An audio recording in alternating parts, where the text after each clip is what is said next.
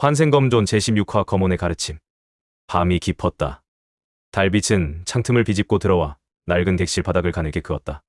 그 빛은 마치 칼날처럼 가늘고 차가워 어둠을 반으로 나누는 듯했다. 나는 그 빛의 경계에 앉아 숨을 고르고 있었다. 객실 안은 고요했다. 벽 너머에서 간간히 들려오는 주막의 떠들썩한 소음도, 밖에서 구르는 술병 소리도 이 방 안만큼은 닿지 못했다. 마치 세상과 단절된 듯 오직 내 호흡과 심장 고동만이 공간을 채웠다. 손끝에는 아직도 낮의 전투 감각이 남아 있었다.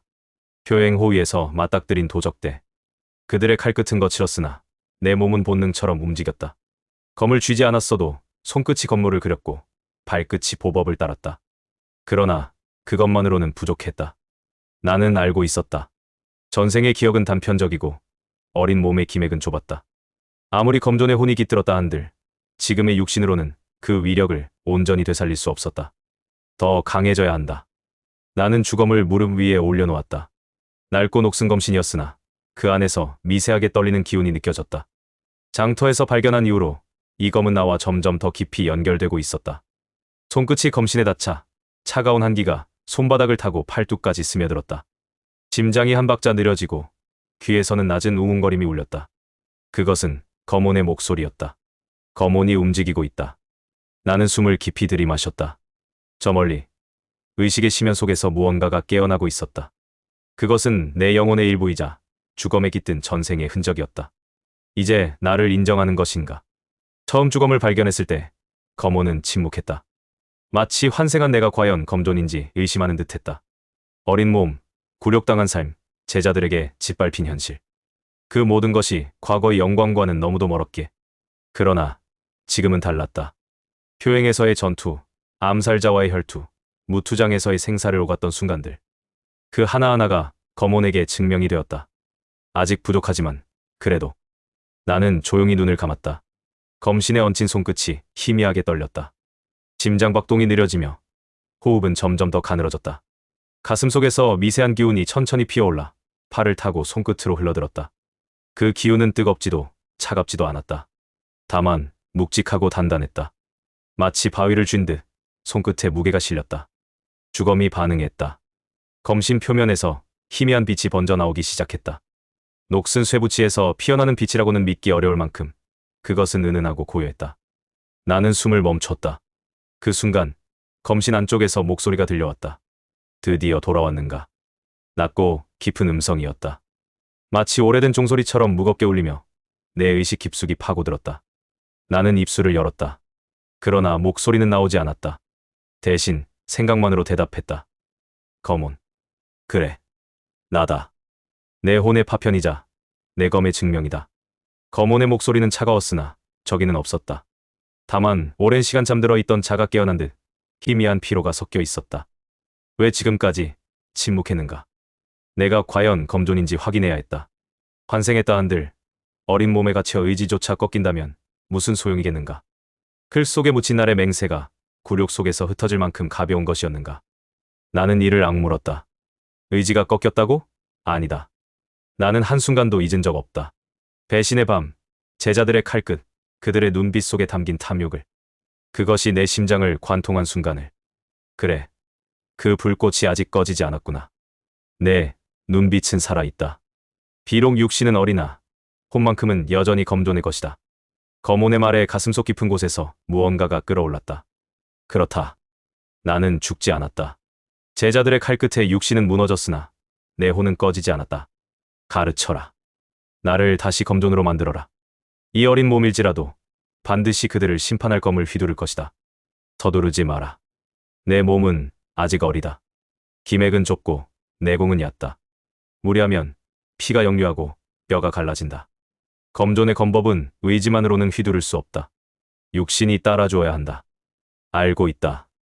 그러나 가만히 앉아 세월을 기다릴 수는 없다. 제자들은 이미 강호를 장악했다. 패천문은 날로 새를 불려가고 그들의 소나귀에서 수많은 무고한 이들이 죽어간다. 그렇다면 묻겠다. 내가 원하는 것은 복수인가? 아니면 심판인가? 나는 잠시 멈칫했다. 검혼의 질문은 단순했으나 그 무게는 무거웠다. 복수와 심판. 비슷한 듯 다른 두 단어가 내 가슴 속에서 부딪혔다. 무슨 차이인가? 복수는 분노다. 칼 끝에 원한을 싣고 피로써 피를 갚는 것. 그러나 심판은 의지다. 잘못된 것을 바로잡고 강호의 도를 세우는 것. 내가 휘두를 검은 어느 쪽이냐? 나는 천천히 입을 열었다. 둘 다다. 제자들에게는 복수를, 강호에는 심판을. 그들이 내 가르침을 배신하고 탐욕에 물들었다면 나는 그들을 베어 응보를 내릴 것이다. 그리고 그들이 쌓아올린 거짓된 권좌를 무너뜨려 강호에 다시 검의 돌을 세울 것이다. 검호는 한참을 침묵했다. 검신에서 피어나던 빛이 미세하게 떨렸다. 마치 검혼이 나를 가늠하는 듯했다. 그리고 마침내 낮은 목소리가 다시 울렸다. 좋다. 그렇다면 첫 번째 가르침을 받아라.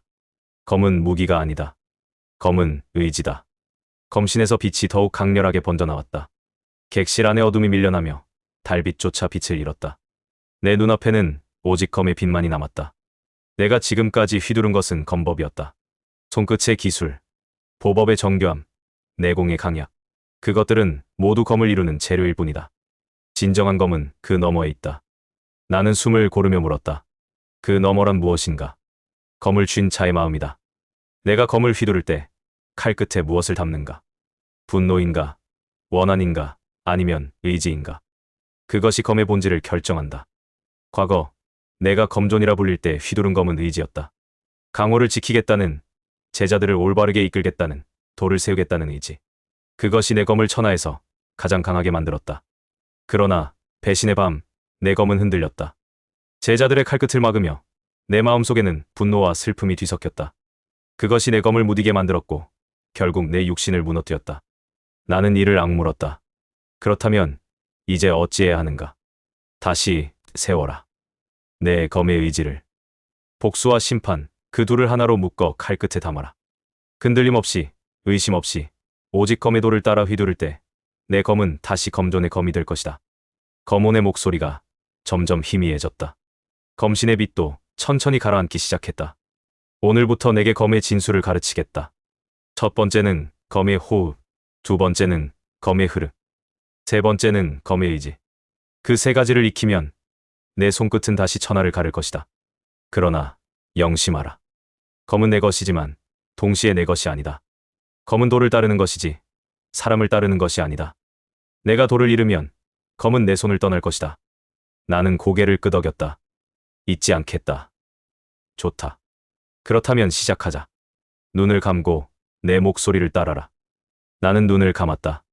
어둠 속에서 검혼의 목소리가 났고 천천히 흘러나왔다. 먼저 호흡을 고르라. 심장의 박동과 숨결을 하나로 맞춰라. 숨을 들이마실 때 천지의 기운이 내 안으로 흘러든다고 상상하라. 숨을 내쉴 때 내 안의 탁기가 손끝으로 빠져나간다고 느껴라.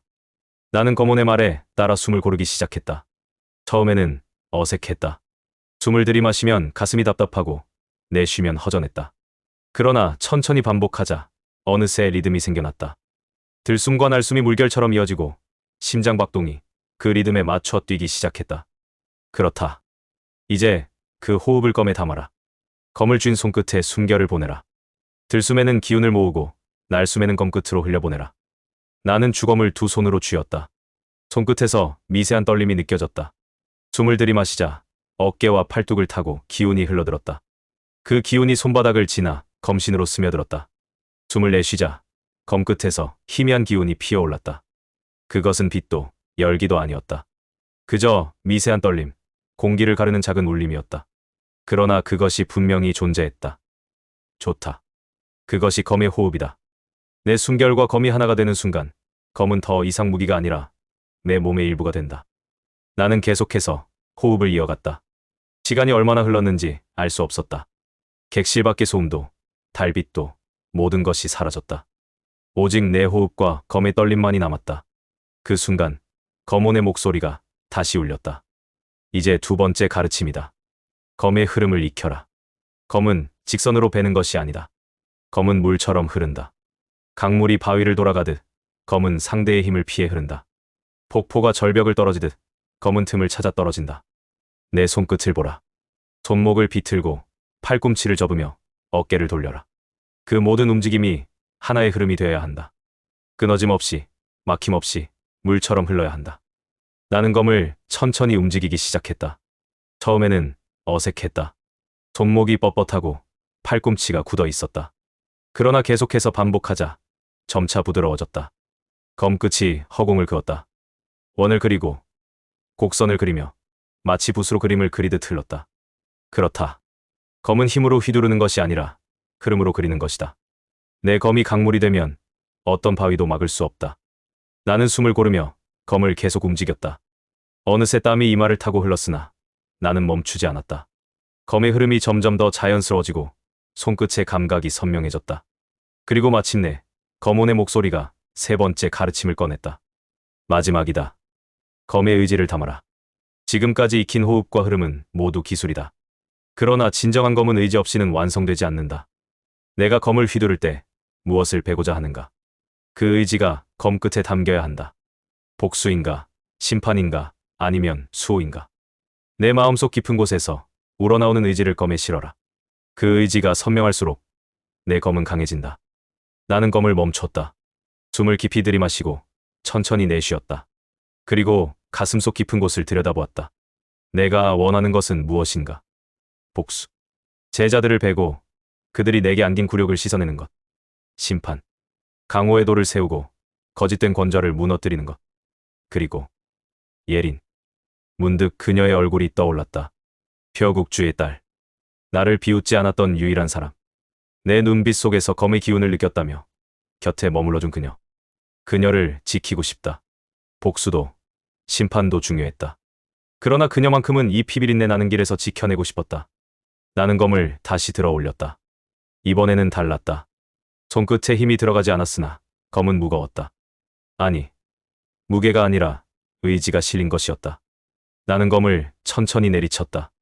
허공을 가르는 검 끝에서 미세한 바람이 일었다.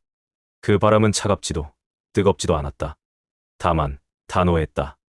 그렇다. 그것이 검의 의지다. 이제 내 검은 단순한 쇠붙이가 아니다. 내 혼이 깃든 검이다. 검온의 목소리가 만족스럽게 울렸다. 오늘의 가르침은 여기까지다. 앞으로 매일 밤 이 세 가지를 반복하라. 호흡, 흐름, 의지. 그것이 내 몸에 새겨지면 내 검은 다시 검존의 검이 될 것이다. 나는 고개를 끄덕였다. 고맙다, 검옹. 고마워할 것 없다. 나는 내 혼의 일부이고 내가 강해지는 것이 곧 나의 부활이다. 서로가 서로를 필요로 하는 것이다. 검신의 빛이 완전히 사라졌다. 객실 안은 다시 어둠에 잠겼고 창틀 사이로 들어오는 달빛만이 바닥을 희미하게 비췄다. 나는 주검을 무릎 위에 내려놓았다.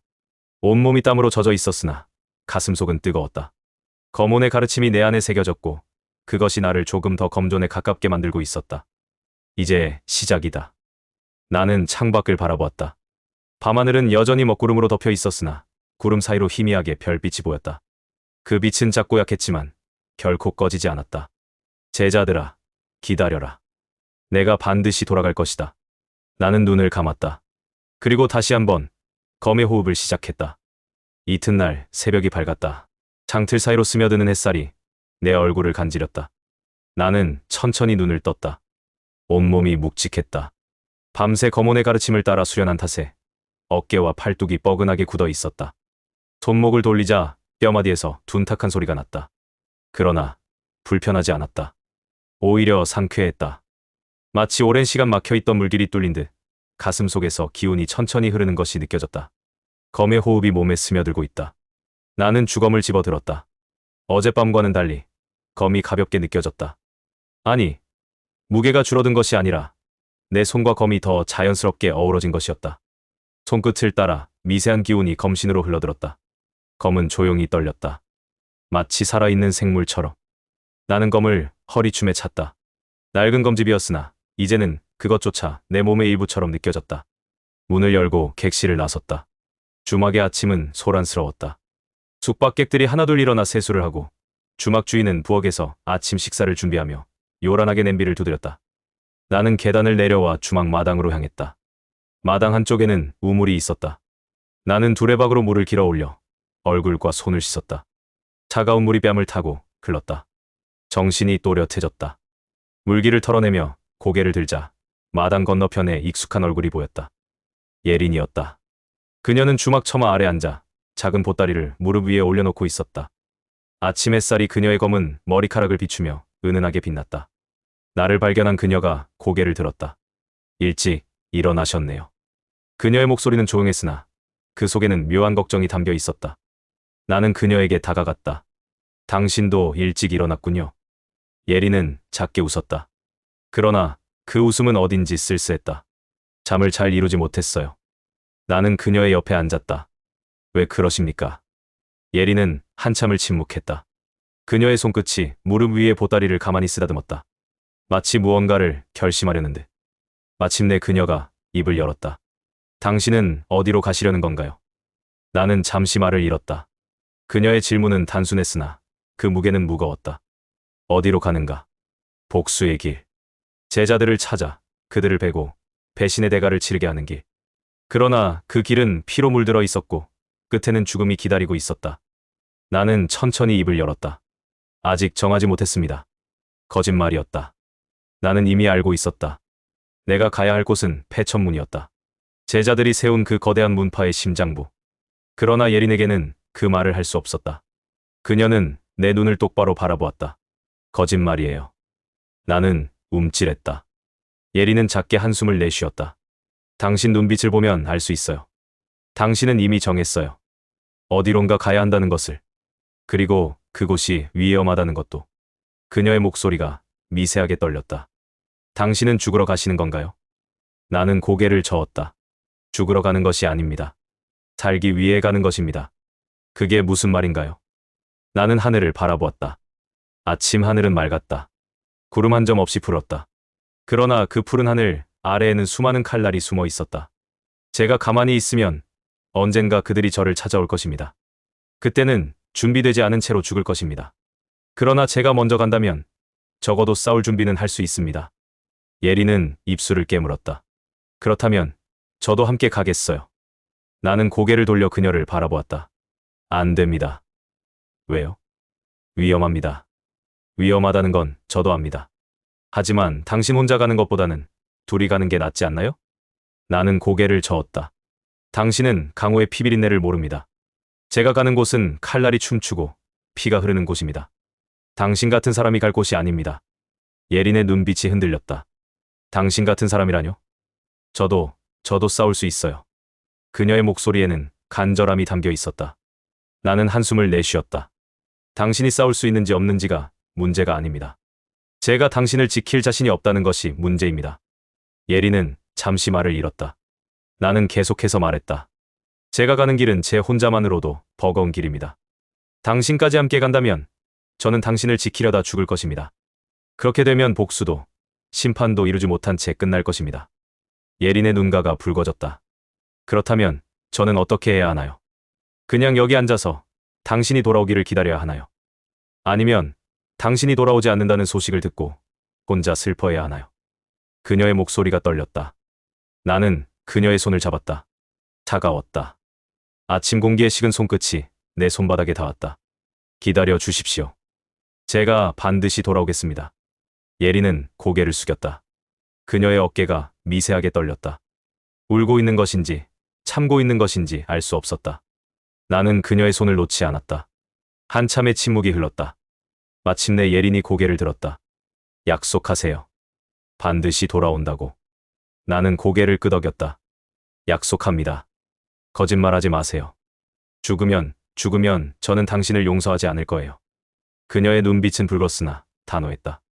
나는 작게 웃었다. 알겠습니다. 죽지 않겠습니다. 예린은 천천히 일어났다. 그녀는 무릎 위에 보따리를 집어들어 내게 건넸다. 이거 가져가세요. 나는 보따리를 받아들었다. 무게가 있었다. 천을 풀어보니 안에는 건어포와 떡, 그리고 작은 약주머니가 들어 있었다. 제가 준비한 거예요. 길에서 드시라고요. 나는 보따리를 가만히 바라보았다. 그 안에는 먹을거리만 들어있는 것이 아니었다. 예린의 마음이 함께 담겨 있었다. 나는 고개를 숙였다. 고맙습니다. 예린은 아무 말 없이 고개를 끄덕였다.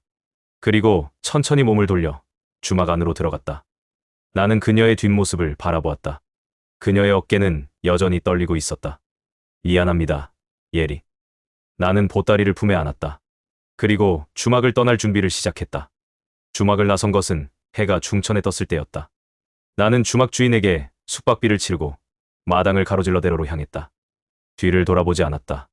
돌아본다면 발걸음이 무거워질 것 같았다. 대로는 이미 사람들로 붐볐다. 행상들이 짐을 나르고 표국의 무사들이 무리를 지어 지나갔다. 길가에는 노점상들이 자리를 펼치고 요란하게 물건을 팔아댔다. 나는 그 사이를 가로질러 걸었다. 목적지는 정해져 있었다. 청강대야. 중원의 중심을 가르는 거대한 강. 그곳을 건너면 북방으로 향할 수 있었고 북방에는 폐천문의 세력이 뻗어 있었다. 아직 폐천문 본산으로 바로 갈 수는 없다. 나는 알고 있었다. 지금의 내 실력으로는 폐천문의 문턱조차 넘지 못할 것이었다. 그러나 청강대야 일대에는 폐천문의 지부들이 곳곳에 흩어져 있었다. 그곳에서 정보를 모으고 제자들의 동향을 파악할 수 있었다. 그리고 더 강해져야 한다. 거몬의 가르침은 시작에 불과했다. 호흡, 흐름, 의지. 그 세 가지를 온전히 익히려면 아직 시간이 필요했다. 나는 걸음을 재촉했다. 해질녘이 되자 저 멀리 청강대야의 물줄기가 보이기 시작했다. 넓고 거대한 강이 지평선을 가로질러 흘렀다. 강물은 탁했으나 그 안에는 무수한 배들이 떠다니며 사람과 짐을 실어 날랐다. 나는 강가의 나루터로 향했다. 나루터는 이미 어둠이 내려앉고 있었다. 뱃사공들이 하나둘 배를 묶고 주막으로 향했다. 강가에는 여행객들이 모여 불을 피우고 저녁 식사를 준비했다. 나는 강가의 바위에 앉았다. 강물은 쉼없이 흘렀다. 물결이 부딪히는 소리가 낮게 울렸다. 내일 아침 배를 타고 강을 건너야겠다. 나는 주검을 무릎 위에 올려놓았다. 검신이 저녁 노을을 머금으며 붉게 물들었다. 그 순간 뒤에서 누군가의 발소리가 들렸다. 나는 고개를 돌렸다. 어둠 속에서 한 사내가 걸어오고 있었다. 그는 키가 크고 어깨가 넓었다. 얼굴은 흉터로 가득했고 눈빛은 칼날처럼 날카로웠다. 사내는 내 앞에 멈춰 섰다. 혼자인가? 그의 목소리는 낮았다. 나는 대답하지 않았다. 뱃사공은 내 침묵을 이해했는지 더 이상 묻지 않았다. 그저 묵묵히 노를 저을 뿐이었다. 강물은 넓고 깊었다. 중원의 중심을 가르는 청강대야. 이 강을 경계로 남과 북이 나뉘었고 수많은 문파와 세력이 갈라졌다. 강 건너편에는 북방이 펼쳐져 있었다. 폐천문의 세력이 뻗어 있는 곳. 나는 강물을 바라보며 생각에 잠겼다. 제자들은 이미 나를 의심하기 시작했다. 암살자를 보낸 것이 그 증거였다. 주검을 찾은 자. 어쩌면 검존의 환생일지도 모르는 자. 그들은 확신하지 못했다. 그러나 두려워했다. 좋다. 나는 주검을 무릎 위에 올려놓았다. 검신이 햇빛을 받아 은은하게 빛났다. 녹은 이미 벗겨지고 예전의 날카로움이 되살아나고 있었다. 검온의 목소리가 희미하게 들려왔다. 몸은 괜찮으냐? 버틸만 합니다. 거짓말 마라. 내 기맥이 찢어진 것을 내가 모를 줄 아느냐? 나는 작게 웃었다. 알고 있습니다. 그러나 멈출 수는 없습니다. 서두르지 마라. 복수는 한순간에 이루어지는 것이 아니다. 천천히, 확실하게 준비해야 한다. 시간이 없습니다. 제자들은 이미 강호를 장악했고 그들의 세력은 날로 커지고 있습니다. 늦으면 늦을수록 그들은 더 강해집니다. 검호는 한참을 침묵했다. 그리고 낮게 말했다. 내 마음은 이해한다. 그러나 기억하라. 복수는 분노만으로 이루어지지 않는다. 힘이 필요하고 지혜가 필요하다. 그리고 무엇보다 살아남아야 한다. 죽은 자는 복수할 수 없다. 나는 고개를 끄덕였다. 알고 있습니다. 검온의 목소리가 점점 희미해졌다. 강을 건너면 더 이상 돌아갈 수 없다. 북방은 그들의 세력권이다. 한 발 한 발이 칼날 위를 걷는 것과 같을 것이다. 각오는 되어 있습니다. 그렇다면 조심하라. 검온의 기운이 완전히 사라졌다. 나는 검을 쓰다듬으며 앞을 바라보았다. 강 건너편이 점점 가까워지고 있었다. 북방의 땅이 눈앞에 펼쳐졌다. 배가 북안에 닿았다. 뱃사공이 노를 거두며 말했다. 도착했소. 나는 배에서 내렸다. 발이 땅에 닿자 묵직한 감각이 전해졌다. 남방의 땅과는 달리 북방의 흙은 더 단단하고 차가웠다. 뱃사공이 손을 흔들었다. 조심하시오. 북방은 남방보다 더 험하오. 나는 고개를 숙여 인사했다. 고맙습니다.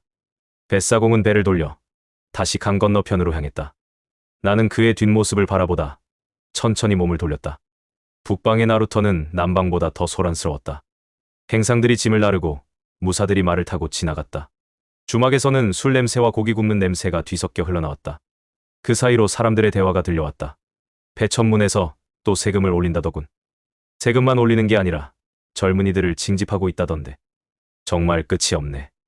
언제까지 이렇게 살아야 하는 건가? 나는 귀를 기울였다. 폐천문. 제자들이 세운 문파. 이제는 북방 전역을 장악한 거대한 세력. 그들의 이름이 입에 오르내릴 때마다 사람들의 목소리에는 두려움과 분노가 섞여 있었다. 제자들아, 너희가 이토록 백성을 괴롭히는구나. 가슴속에서 분노가 끓어올랐다. 내가 가르쳤던 것은 검에도였다. 강호를 지키고 백성을 수호하는 것이 무인의 길이라고 말했다. 그러나 제자들은 그 가르침을 버렸다. 권력을 탐했고 백성을 짓밟았다. 반드시 응보를 내리리라. 나는 주막으로 향했다. 주막 안은 사람들로 가득했다.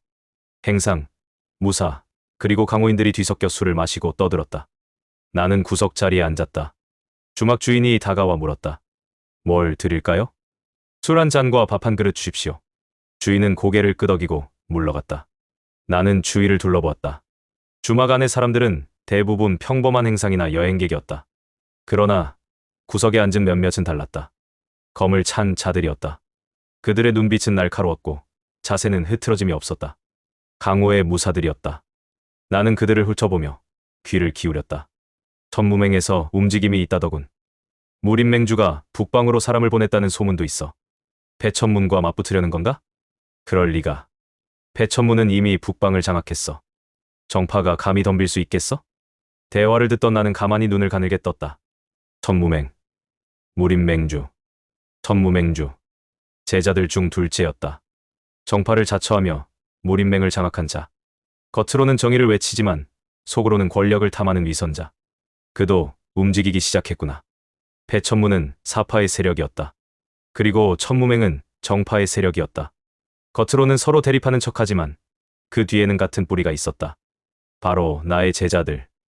그들은 강호를 양분하고 있다. 사파와 정파. 두 세력으로 나누어 강호 전체를 소나귀에 넣은 것이다. 나는 이를 악물었다. 교활하구나. 주인이 술과 밥을 가져왔다. 나는 술잔을 들어 올렸다. 탁쥐였다. 거칠고 쓴맛이 목구멍을 태웠다. 그러나 나쁘지 않았다. 오히려 정신이 또렷해졌다. 밥을 먹으며 나는 계속해서 주위의 대화를 들었다. 정보를 모으는 것이 먼저였다. 제자들의 위치, 세력의 배치, 그리고 약점. 밤이 깊어갔다.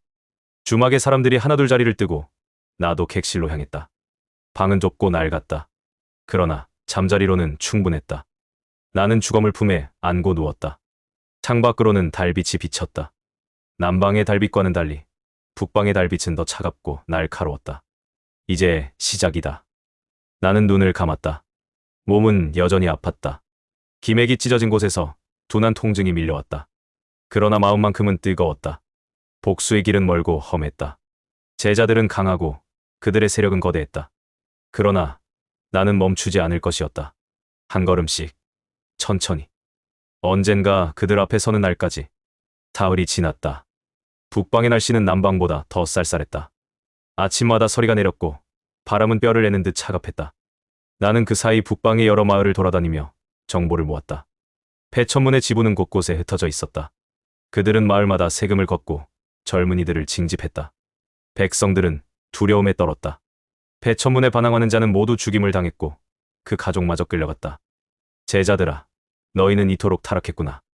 나는 한 마을의 주막에 앉아 술을 마시며 생각에 잠겼다. 복수는 단순히 제자들을 죽이는 것이 아니었다. 그들이 쌓아올린 거짓된 권좌를 무너뜨리는 것이었다. 그러려면 먼저 그들의 세력을 약화시켜야 했다. 지부부터 무너뜨린다. 폐천문의 본사는 멀었다. 그러나 지부는 가까이 있었다. 나는 가장 가까운 지부의 위치를 파악했다. 300리 북쪽 청석진이라는 마을에 폐천문의 작은 지부가 있었다. 거기에는 폐천문의 무사 10여 명이 주둔하며 주변 마을을 관리하고 있었다. 거기서부터 시작한다. 나는 술잔을 내려놓고 일어났다. 몸은 아직 완전히 회복되지 않았다. 그러나 기다릴 수는 없었다. 검을 챙기고 주막을 나섰다. 북쪽으로 향하는 길은 험했다. 산길이 이어졌고 곳곳에 도적들이 숨어 있었다. 그러나 나는 멈추지 않았다. 하루, 이틀, 사흘. 마침내 청석진이 눈앞에 나타났다. 작은 마을이었다. 100여 가구가 모여 사는 산골마을. 그 중심에는 폐천문의 깃발이 휘날리고 있었다. 검은 바탕에 붉은 글씨. 폐천바티엔. 하늘을 지배한다는 뜻. 나는 그 깃발을 바라보며 이를 악물었다. 하늘을 지배한다고? 우습구나. 하늘은 누구도 지배할 수 없다. 오만한 자는 언젠가 하늘의 심판을 받는다. 나는 마을로 들어섰다. 사람들은 고개를 숙이고 지나갔다. 폐천문의 무사들이 거리를 순찰하고 있었기 때문이다. 나는 주막으로 향했다. 주막 주인이 나를 보고 작게 한숨을 내쉬었다. 또 지나가는 나그네시군요. 여기는 오래 머물 곳이 못 됩니다. 나는 은자 몇 냥을 내밀었다. 하룻밤만 묵겠습니다. 주인은 은자를 받아들고 고개를 끄덕였다. 2층 방을 쓰십시오. 그리고 밤에는 밖에 나가지 마십시오. 왜 그렇습니까? 주인은 목소리를 낮췄다. 폐천문 놈들이 밤마다 순찰을 돕니다. 마음에 안 드는 자는 끌고 가서 돌아오지 못합니다. 나는 고개를 끄덕였다. 알겠습니다. 방으로 올라가 창밖을 내다보았다. 마을 중심에는 큰 저택이 하나 있었다. 폐천문의 지부였다. 무사들이 문 앞을 지키고 있었고 안에서는 불빛이 새어나왔다. 저곳이다. 나는 검을 쓰다듬으며 밤을 기다렸다. 해가 지고 어둠이 내렸다. 마을은 고요해졌다. 사람들은 모두 문을 걸어 잠그고 불을 끄고 잠들었다. 오직 폐천문의 무사들만이 거리를 순찰했다. 나는 창문을 열고 밖으로 뛰어내렸다. 어둠 속으로 몸을 숨기며 집으로 향했다. 담장을 넘어 안뜰로 들어섰다. 무사 2명이 문 앞을 지키고 있었다. 나는 숨을 죽이고 그들에게 다가갔다. 한 명이 하품을 하며 말했다. 오늘도 별일 없겠지. 다른 한 명이 대꾸했다. 그러게. 여기는 너무 한가해서 지겹다고. 나는 그들의 뒤로 다가갔다. 그리고 한순간 주검을 뽑아 2명의 목을 쳤다. 검이 어둠을 가르며 번쩍였다. 2 무사는 신음조차 내지 못하고 쓰러졌다. 나는 그들의 시신을 어둠 속에 숨기고 안으로 들어갔다. 저택 안은 조용했다. 복도를 따라 방들이 이어져 있었고 끝에는 큰 방이 있었다. 그곳에서 목소리가 들려왔다. 내일은 또 세금을 걷어야 한다. 본산에서 더 많이 보내라고 했어. 백성들이 반발하지 않을까? 반발하면 죽이면 되지. 겁을 주면 다들 고분고분해져. 웃음소리가 터졌다. 나는 문 앞에 섰다. 숨을 고르고 문을 열었다. 방 안에는 5명의 무사가 앉아 술을 마시고 있었다. 그들은 내가 들어오자 놀라 일어섰다. 누구냐? 나는 검을 뽑았다. 심판자다. 검광이 폭발했다. 나는 문을 밀고 들어가자마자 검을 휘둘렀다. 불빛 한 줌, 술잔 하나가 공중에서 부서지며 파편이 튀었다. 그들의 얼굴에는 순간 놀람과 곤혹이 교차했고 이어서 본능적인 공격이 터져나왔다. 그러나 나는 이미 검온의 가르침으로 호흡과 흐름을 하나로 묶은 상태였다. 첫 번째가 내게 달려들었다. 칼끝이 내 목을 겨눴다. 나는 들숨에 기운을 모아 검을 살짝 옆으로 흘렸다. 그의 힘은 그대로 옆으로 흘러가 칼날이 벽을 긁으며 튕겨났다. 검끝은 이미 그의 옆구리를 향해 돌아와 있었다. 한 번, 무겁지 않게 베자 그는 칼을 놓고 더는 일어서지 못했다. 2 번째가 나에게 덤벼들었다. 그는 허리를 낮춰 돌진했고 그 각도는 치명적이었다. 나는 발을 한치 끌어 반원을 그리며 몸을 틀었다. 검은 물결처럼 흘러 그의 돌을 비껴내고 이어서 검끝이 그의 어깨를 스쳤다. 쇳소리와 함께 옷자락이 찢기고 그가 토해내는 숨결 사이로 붉은 선이 흘렀다. 3 번째와 4 번째가 동시에 나를 포위하려 했고 술잔이 깨진 제 방 안은 쇳소리와 비명으로 가득 찼다. 나는 호흡을 고르고 흐름을 잃지 않았다. 어깨가 먼저 들리고 팔꿈치에 반동을 주니 따라오고 손목이 마지막으로 검끝을 비트는 식으로 이 작은 동작의 나눔이 대상을 순식간에 무너뜨렸다. 한 명은 허벅지에 깊은 상처를 입고 비틀거렸고 다른 이는 칼을 놓고 바닥에 무릎을 꿇었다. 마지막 5 번째가 내게로 올라섰다. 그는 분명 지부의 핵심이었다. 눈빛이 달랐다.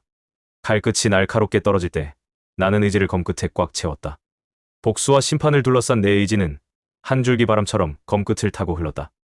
검이 그의 목을 스치고 그 자리에 붉은 가늘은 선이 남았다. 그는 잠시 숨을 멈추더니 고개를 떨군 채 쓰러졌다. 심판은 빠르고 냉정했다. 무릎 위에 핏물이 번졌고 방 안의 공기는 더 이상 술 냄새가 아니었다. 피 냄새가 그 자리를 채웠다. 그러나 내 가슴속은 적막했다. 손끝의 떨림을 느꼈다. 육신은 지쳤으나 검온이 속삭인 호흡, 그름, 의지가 살아있었다. 나는 바닥에 흩어진 갑옷 조각과 술병 파편을 흘깃보며 천천히 검을 거두었다. 5명의 무사, 그들이 두려움으로 백성들을 짓눌렀다. 지금 이들이 흘린 피는 그들의 과오를 적는 첫 획일 뿐이다. 문을 열자 밤 공기가 차갑게 밀려들었다. 마을은 여전히 잠들어 있는 듯 고요했다. 그러나 내가 방금 행한 일은 결코 숨겨질 수 없으리라. 피비린내는 바람을 타고 퍼지고 내 이름 대신 심판자라는 소문이 또렷이 움직일 것이다.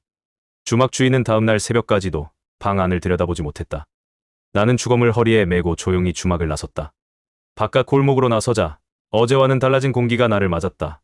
사람들의 속삭임, 문을 살짝 열어본 이의 놀란 얼굴, 창가에 서서 소곤거리는 몇몇 노인들. 이제 시작이다. 검언의 가르침이 내 안에서 잔잔히 울렸다. 그러나 검의 길은 싸움으로만 이루어지지 않는다. 세력을 좁히고 약점을 찌르고 백성의 순결을 되찾아야 한다. 지금 내가 베어낸 것은 작은 지부에 지나지 않았다.